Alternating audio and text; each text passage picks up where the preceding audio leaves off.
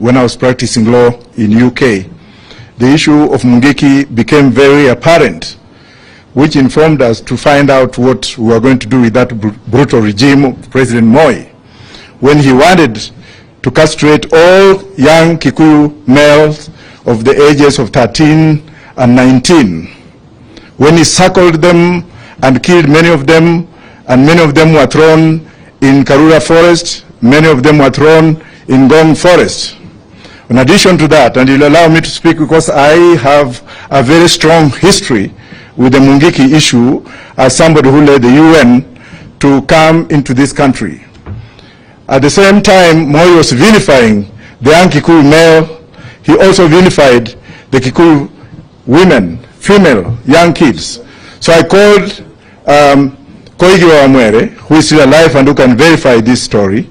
I invited him to come to London with the young Kikuyu males that had come in running away for asylum, and at that particular time they had been denied asylum. So we had to lobby Kenneth Baker, who was the Prime Minister at that particular time. We had also to lobby Tony Blair and Lord Steele, a great friend of Raila Amolo Odinga. By that time he was Steele of the Liberal Democrats.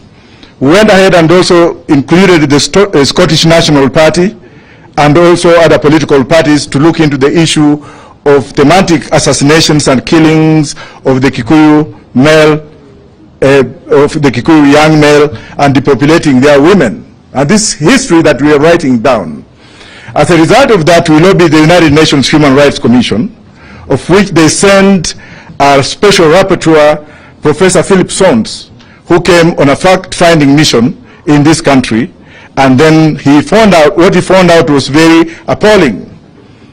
He made his report to the United Nations in New York, and then the United Nations High Commissioner for Refugees in Switzerland came up with guidelines on how to treat asylum seekers from this nation, especially of the Kikuyu origin. And that's why we heard for the first time lots of them being given asylum in the UK. I went ahead and joined the then president of Ghana, J. Rawlings, whom we convinced to ship out some of these Mungiki leaders. As a result of that, many of them were shipped to Mozambique, one of them being Ndunge Wariungi, who was shipped out with a Portuguese passport. You can find that out from him. And because of thematic and systematic killings, our lives were put in danger, save for James Orengo and Mheshimiwa Raila Odinga, who is sitting here, who came in London, made many trips in London to console with us with those particular families that had lost their siblings. I hold the former president accountable for the thematic elimination of the Kikuyu community, something that Gachagua is now repeating. And let me assure you that we are appealing to the British government not on cameras.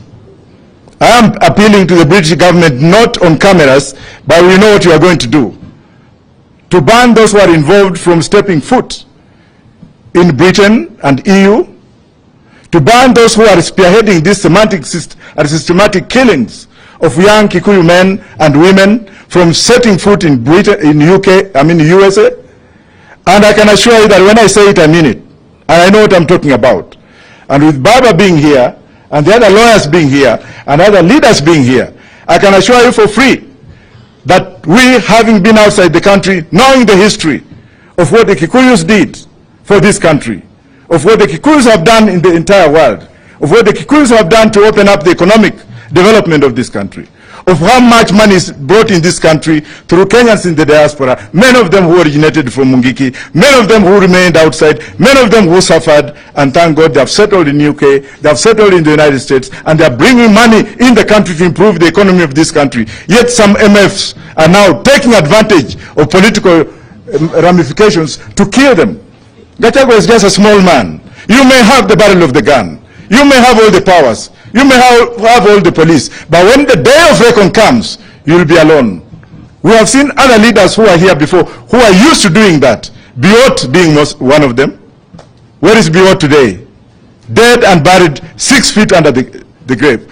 What about people like those ones you know from Mount Kenya?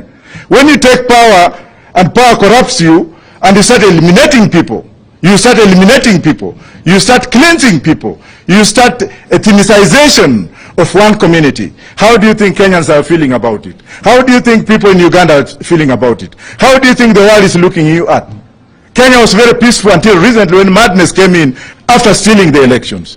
You want us now to come and work with you? Oh, Professor Wajackoya can just be brought. And for those who are being brought, we know them. Time of reckoning will come. We are here to appeal to this government to leave